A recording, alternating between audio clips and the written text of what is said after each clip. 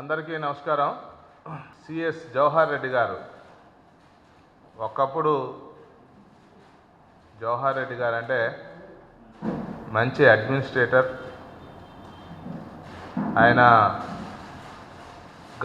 గ్రామీణాభివృద్ధికి సంబంధించినటువంటి శాఖలో కానీ, వైద్య ఆరోగ్య శాఖకు సంబంధించినటువంటి సందర్భంలో కానీ ఏ బాధ్యతలో ఉన్నా కూడా తన విద్యుక్త ధర్మాన్ని సక్రమంగా నిర్వహించాడు. దురదృష్టం ఏంటంటే సవాస దోషమో ఏమో కానీ జవహర్ రెడ్డి గారి మీద వస్తున్నటువంటి విమర్శలు దురదృష్టకరం. ఆయన చేస్తున్నటువంటి పాపాలు క్షమించరానటువంటిగా తయారైపోయాయి. వైఎస్ ఫ్యామిలీ ఆది నుంచి కూడా భూముల మీద ఆధారపడి, మైన్స్ మీద ఆధారపడి రాజకీయం చేశారు. అక్రమ మైన్స్, అక్రమ భూములకు సంబంధించినటువంటి విషయంలో వాళ్ళను మించినటువంటి వాళ్ళు ఇంకొకరు లేరు ఈ దేశ రాజకీయాల్లో. గతంలో కూడా చూసాం. పెనమలూరు మండలంలో దళితులు, పేద వర్గాలకు సంబంధించినటువంటి భూములన్నీ కూడా తమ కుటుంబానికి సంబంధించినటువంటి చెప్పు చేతుల్లో ఉన్నాయి అనేటువంటి విషయాన్ని అసెంబ్లీ సాక్షిగా ఆనాడు వైఎస్ రాజశేఖర రెడ్డి గారు ఒప్పుకున్నారు. తర్వాత వచ్చినటువంటి జగన్మోహన్ రెడ్డి గారు కూడా అదే పంతాలో భాగంగా తను ఈ రాష్ట్రంలో ఉన్నటువంటి భూములు, మైన్స్ ఏవైతే ఉన్నాయో అవన్నీ కూడా తను, తన పార్టీకి సంబంధించినటువంటి వాళ్ళందరూ కూడా దోచుకోవడానికి, దాచుకోవడానికి ప్రథమ ప్రాధాన్యత ఇచ్చారు. అన్ని అవకాశాలు కల్పించేటువంటి క్రమంలో జవహర్ రెడ్డి గారు కూడా చాలా క్రియాశీలకమైనటువంటి పాత్ర పోషించారు అనేటువంటి విషయం వస్తున్నటువంటి కథనాలను బట్టి అర్థమవుతుంది. 596 జీవో వచ్చినప్పటి నుంచి ఇప్పటి వరకు జరిగినటువంటి భూములకు సంబంధించినటువంటి రిజిస్ట్రేషన్లు కావచ్చు, క్రయ విక్రయాలు ఏవైతే ఉన్నాయో, ముఖ్యంగా ఉత్తరాంధ్ర జిల్లాకు సంబంధించినటువంటి ప్రాంతంలో, రాయలసీమకు సంబంధించినటువంటి ప్రాంతాల్లో వీళ్ళ దృష్టి అంతా కూడా వెనుకబడినటువంటి ప్రాంతాల్లోనే ఎక్కువ ఉంటుంది. అక్కడ ఉన్నటువంటి పేదలందరూ కూడా కొంత అమాయకంగా ఉంటారు, విషయ పరిజ్ఞానం తక్కువ ఉంటుంది, బెదిరిస్తే బెదిరిపోతారనేటువంటి ఉద్దేశంతో వీళ్ళంతా కూడా స్కెచ్ చేశారు. చేసి దానికి సంబంధించినటువంటి ఇష్టం వచ్చినట్లు అన్యాక్రాంతం అయ్యే విధంగా, వాళ్ళ కబంధ హస్తాలకి వచ్చే విధంగా ప్రయత్నం చేశారు. దానికి సంబంధించి భారతీయ జనతా పార్టీ డిమాండ్ చేస్తుంది 596 జీవో వచ్చినప్పటి నుంచి ఇప్పటి వరకు జరిగినటువంటి భూముల రిజిస్ట్రేషన్స్ మీద శ్వేతపత్రం విడుదల చేయాలి. రాబోయే రోజుల్లో ప్రభుత్వం మారడం తథ్యం, కూటమి ఆంధ్రప్రదేశ్లో అధికారంలోకి రావడం తథ్యం అనేటువంటి విషయం తేటతెల్లమైనటువంటి నేపథ్యంలో చివరికి దింపుడు కళ్యం ఆశతోటి సజ్జల రామకృష్ణారెడ్డి గారు ప్రభుత్వ సొమ్ము తీసుకొని పూట గడుపుతున్నటువంటి ఈ పెద్ద మనిషి వాళ్ళ యొక్క కార్యకర్తలకు దిగజారి పోలింగ్ రోజు ఏ విధంగా అయితే అరాచకాలు సృష్టించి భయభ్రాంతులకు గురి చేసి దొంగ ఓట్లు వేసుకోవాలనేటువంటి ప్రయత్నం చేశారో అది ఈసీ చాలా వరకు కట్టడి చేయగలిగింది సమర్థవంతంగా. కానీ ఇప్పుడన్నా ఆ వ్యూహాన్ని కౌంటింగ్ రోజు అమలుపరచాలనేటువంటి ఉద్దేశంతో సిగ్గు లేకుండా వాళ్ళ నాయకులందరికీ నిన్న ఇచ్చినటువంటి గొడవలు చేయండి, అరాచకాలు చేయండి, ఏదో ఒక విధంగా కౌంటింగ్లో పై చేయి సాధించండి అని చెప్పినటువంటి మాట ఏదైతే ఉందో ప్రజాస్వామ్యానికి గొడ్డలు పోటు లాంటిది. సజ్జల రామకృష్ణారెడ్డి గారు ఒకప్పుడు పత్రికల్లో ఎన్నో వ్యాసాలు, ఎన్నో కథనాలు రాశాడు. ప్రజాస్వామ్యానికి మచ్చ, ప్రజాస్వామ్యాన్ని కాపాడాలి, ఈ ప్రజాస్వామ్యం మనుగడ కోసం ఆయన ఎన్నో కథనాలు రాసినటువంటి ఆ చేత్తో ఆ నోటితో ఈరోజు గొడవలు సృష్టించే విధంగా మాట్లాడడం ఏదైతే ఉందో ఇది బాధాకరమైనటువంటి విషయం. దీన్ని ఈసీ పరిగణలోకి తీసుకోవాలి. సజ్జల రామకృష్ణారెడ్డి గారిని కూడా తగిన చర్యలు తీసుకోవాలి వారి మీద కూడా అని ఈసీని కూడా భారతీయ జనతా పార్టీ విజ్ఞప్తి చేయడమే కాకుండా జవహర్ రెడ్డి గారు కూడా ఏమాత్రం గొడవలు జరిగిన కౌంటింగ్లో దానికి బాధ్యత వహించాల్సి ఉంటుందని చెప్పి బీజేపీ హెచ్చరిస్తుంది. ఒకవేళ కౌంటింగ్లో గొడవలు జరగకుండా ఉండడం కొరకు సరైనటువంటి పూర్తి స్థాయిలో బలగాలు లేకపోతే కూడా ఈసీ ద్వారా కేంద్ర బలగాలను తెప్పించుకునేటువంటి ప్రయత్నం కూడా చేయాలని చెప్పి జవహర్ రెడ్డి గారికి చెప్తున్నాం.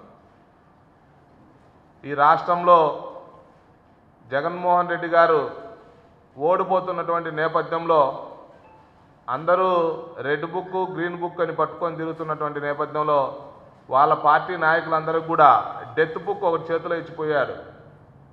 డెత్ బుక్ను చేతిలో పెట్టిపోయాడు ఆయన విదేశాలకు పోతూ పోతూ. చూసాం మనం ఎన్నికలు అయిపోయిన వెంటనే జరిగినటువంటి అరాచకాలు ఏవైతే ఉన్నాయో, దాడులు ఏవైతే ఉన్నాయో, మారణహోమం ఏదైతే ఉందో దాని మీద వచ్చేటువంటి కూటమి ప్రభుత్వం చర్యలు తీసుకుంటుంది, వాళ్ళందరికీ కూడా బుద్ధి చెబుతుంది.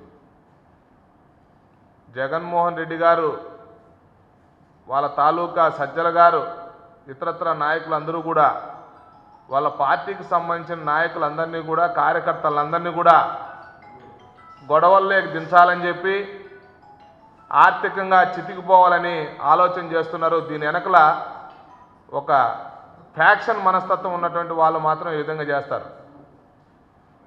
రాయలసీమ ప్రాంతం నుంచి వచ్చినటువంటి నేను నా అనుభవపూర్వకంగా చెప్తున్నా, గ్రామాల్లో ఫ్యాక్షన్ గొడవలు జరుగుతున్నటువంటి క్రమంలో రెండు వర్గాల్లో వారు కాదని తటస్థంగా ఎవరన్నా ఉంటే ఏదో ఒక వర్గం వారు ఏదో ఒక జరిగినటువంటి సంఘటనలో ఆ న్యూట్రల్గా ఉన్నటువంటి వాళ్ళను కూడా తీసుకొచ్చి ఆ పక్కనో ఈ పక్కనో ఉండే విధంగా ముద్ర వేసేటువంటి ప్రయత్నం చేస్తారు. దానికి అనుగుణంగా కేసుల్లో ఇరికిస్తారు. ఇది ఫ్యాక్షన్ గ్రామాల్లో మీరు కూడా చూడండి. ఎవ్వరూ తటస్థంగా ఉండడానికి లేదు. నా వైపున్నా ఉండాలి, వాళ్ళ వైపునన్నా ఉండాలి. అందుకోసం అవసరమైతే న్యూట్రల్గా ఉన్నటువంటి వాళ్ళందరూ ఏదో ఒక ముద్ర వేసి వాళ్ళని ఏదో ఒక కేసులో ఇరికిస్తారు. ఎందుకు? ఎప్పటికీ వీడు నా ఎమ్మిడితోన్నా ఉండాలి, లేదంటే అటువైపున్నా ఉండాలని. అట్లాగే ఈ రాష్ట్రంలో ఉన్నటువంటి వాళ్ళందరినీ కూడా సొంతంగా ఉన్నటువంటి తన పార్టీ కార్యకర్తలు సైతం రేపు జారిపోతారేమో ఓడిపోయిన తర్వాత అనేటువంటి ఉద్దేశంతో ఉద్దేశపూర్వకంగా గొడవలు క్రియేట్ చేసి వాళ్ళ మీద కేసులు నమోదయ్యే విధంగా అలాంటి గొడవలు పెద్ద ఎత్తున సృష్టించే విధంగా తెలవకుండా దాంట్లో ఆ ప్రమాదంలో తన కార్యకర్తలందరూ జారుకునే విధంగా వీళ్ళే క్రియేట్ చేస్తున్నారు. మరొక వైపు ఆర్థికంగా కూడా చితికిపోవాలి. ఆర్థికంగా పరిపుష్టిగా ఉంటే కూడా వాళ్ళు గొడవలు చేయరు, రేపు పార్టీ జెండా పట్టుకోరు. కాబట్టి ఆర్థికంగా చితికిపోవడం కోసం పందాలు పెట్టుకునే విధంగా ప్రోత్సహిస్తున్నారు.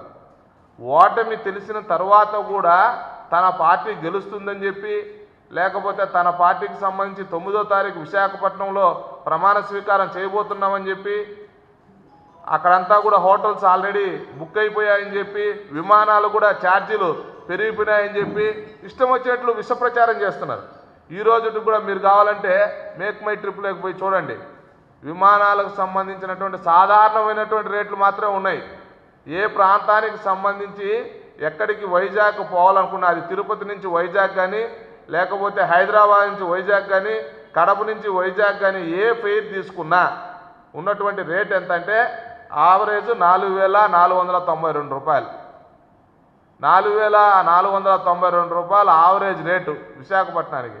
కానీ వాళ్ళు వాళ్ళ సోషల్ మీడియా, వాళ్ళకు ఉన్నటువంటి మీడియా మాధ్యమం కారణంగా వాళ్ళు ఇష్టం వచ్చినట్లు వాళ్ళ కార్యకర్తల్లో కాన్ఫిడెన్స్ బిల్డ్ చేసి పరోక్షంగా ఒక కృత్రిమమైనటువంటి వాతావరణం క్రియేట్ చేసి వాళ్ళను పందాలు పెట్టుకునేటట్లు, లేకంటే గొడవల్లో వాళ్ళందరూ కూడా ఇరకపోయేటట్లు చేయాలనేటువంటి ఒక హెడెన్ అజెండాతోటి ఈ వైకాపా అగ్రనాయకులు జగన్మోహన్ రెడ్డి గారు, సజ్జల రామకృష్ణారెడ్డి గారు స్కెచ్ చేశారు.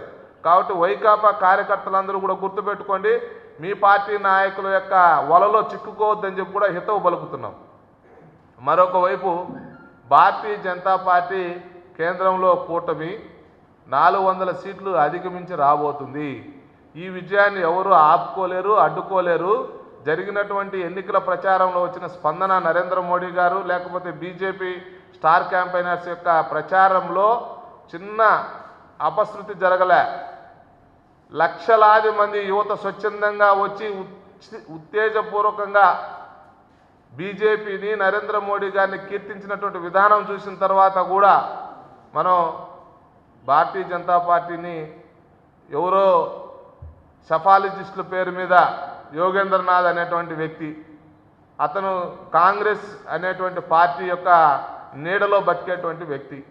భారతీయ జనతా పార్టీ అన్నా నరేంద్ర మోడీ గారన్నా నిరంతరం విషాన్ని చిమ్మేటువంటి వ్యక్తి. మనందరికీ తెలుసు, రైతు ఉద్యమాల్లో ఇతను చొరబడి ఆహ్వానం లేకపోయినా కూడా ఆ రైతు ఉద్యమాలు కృత్రిమంగా క్రియేట్ చేయడం కోసం, వెనకుండి ఆర్థికపరమైనటువంటి సహకారం అందజేయడం కోసం యోగేంద్రనాథ్ ఏ విధంగా కృషి చేశారో మనందరికీ తెలుసు. చిలువలు పొలవలు అన్నీ కూడా తనకున్నటువంటి విషపూరితమైనటువంటి మేధస్సును ఉపయోగించి ఆ రోజు కథనాలన్నీ కూడా రాపించినటువంటి వ్యక్తి. విదేశాలతోటి భారతదేశం మీద విషం చిమ్మేటువంటి మీడియా ఏదైతే ఉందో దాంతో టైఅప్ అయినటువంటి వ్యక్తి యోగేంద్రనాథ్ గారు. అలాంటి వ్యక్తులు ఏదో భారతీయ జనతా పార్టీ అధికారంలోకి సొంతంగా రాలేదు, దక్షిణాదిలో పెద్దగా ప్రభావితం చేయలేదనేటువంటి మాటలు, గాలి మాటలు ఏవైతే ఉన్నాయో అవన్నీ బూటకము. వాళ్ళకు తెలుసు ఆత్మసాక్షిగా బీజేపీ మళ్ళా తిరిగి అఖండ మెజార్టీతో విజయాన్ని చేకూర్చబోతుంది, చరిత్ర సృష్టించబోతుంది అనేటువంటి విషయం. సో మీరందరూ కూడా వాస్తవాలు రాయాలి. ఆంధ్రప్రదేశ్లో సైతం కూటమికి సంబంధించినటువంటి పార్లమెంటు స్థానాలు 20కి పైగా గెలవబోతున్నాం. భారతీయ జనతా పార్టీ పోటీ చేసినటువంటి 6 ఎంపీ స్థానాలు ఏవైతే ఉన్నాయో 6 ఎంపీ స్థానాలు కూడా భారతీయ జనతా పార్టీ దక్కించుకోబోతుంది. ఎందుకంటే భారతీయ జనతా పార్టీ 6 మంది అభ్యర్థులు చూసిన తర్వాత 6 మంది చాలా సమాజాన్ని ప్రభావితం చేయగలిగినటువంటి వ్యక్తులు, న్యూట్రల్ పర్సన్స్ను కూడా పెద్ద ఎత్తున ఆకర్షించేటువంటి శక్తి సామర్థ్యాలు ఉన్నటువంటి వాళ్ళు. కాబట్టి చాలా బీజేపీ, జనసేన, టీడీపీ కూటమి సమన్వయంతో పనిచేయడమే కాకుండా ఓటు ట్రాన్స్ఫర్ ఏదైతే ఉందో అది అద్భుతంగా జరిగింది. ఎవరు ఊహించలే. వైఎస్ఆర్సీపీ ఆశపడింది ఏంటంటే 3 పార్టీల మధ్య ఓటు ట్రాన్స్ఫర్ జరగదు, దీన్ని ఏదో ఒక విధంగా మనం కూడా విద్వేషాలు నింపచ్చు, మనకున్నటువంటి సామాజిక మాధ్యమాలను కూడా ఉపయోగిద్దామని చెప్పి చాలా ప్రయత్నం చేశారు. కానీ వాళ్ళు ఊహించిన దానికి భిన్నంగా కార్యకర్తలందరూ కూడా ఒక కుటుంబంలాగా మారిపోయారు. కాబట్టి ఎవరు పోటీ చేసినా, ఉదాహరణకు రాజంపేటలో తెలుగుదేశం పార్టీ అభ్యర్థి పోటీ చేశాడు, ఆయన పక్క నియోజకవర్గం నుంచి వచ్చాడు. కానీ భారతీయ జనతా పార్టీ కార్యకర్తలుగా మేమందరం భుజాన్ని వేసుకున్నాం. ఆ రోజు ఎలక్షన్ మేనేజ్మెంట్లో బీజేపీ కార్యకర్తలందరూ కూడా ఏ విధంగా అంటే తెలుగుదేశం వాళ్ళు చాలా సాటిస్ఫై అయ్యారు. బీజేపీ వాళ్ళు పోటీ చేసిన చోట టీడీపీ వాళ్ళు కూడా భుజాన్ని వేసుకున్నారు. అదేవిధంగా జనసేన వాళ్ళు కూడా భుజాన్ని వేసుకొని పనిచేసినటువంటి తీరు ఏదైతే ఉందో అమోఘం. రాజకీయాలు అది సాధ్యం కాదు. కూటమి చాలాసార్లు ఆంధ్రప్రదేశ్లో కూటమిగా ఏర్పడి పోటీ చేశారు. ఒకప్పుడు టీఆర్ఎస్తో కూడా తెలుగుదేశం పార్టీ కలిసి పోటీ చేసింది. కానీ టీఆర్ఎస్ ఆ రోజు తెలుగుదేశం పార్టీ ఓడిపోవాలని ఎన్నికల టైంలో ప్రయత్నం చేసింది. కానీ ఇక్కడ ఆంధ్రప్రదేశ్లో ఆ విధంగా జరగలే. కూటమిలో ముగ్గురం గెలవాలనుకున్నాం, ఎవరు ఓడిపోయినా అందరం ఓడిపోయినట్టని భావించాం. దీంట్లో పవన్ కళ్యాణ్ గారి యొక్క పాత్ర కూడా చాలా ఉంది. సో ఈ సందర్భంగా భారతీయ జనతా పార్టీ కూటమి ప్రభుత్వం రాబోయే రోజుల్లో గెలిచిన తర్వాత ఆంధ్రప్రదేశ్ అభివృద్ధి కోసం త్రికరణ శుద్ధితో పనిచేస్తాం. ఆంధ్రప్రదేశ్ని మరొకసారి తిరోగమన దిశ నుంచి పురోగమన దిశలోకి తీసుకుపోతామని మీ ద్వారా హామీ ఇస్తున్నాం ప్రజలకి. ధన్యవాదాలు.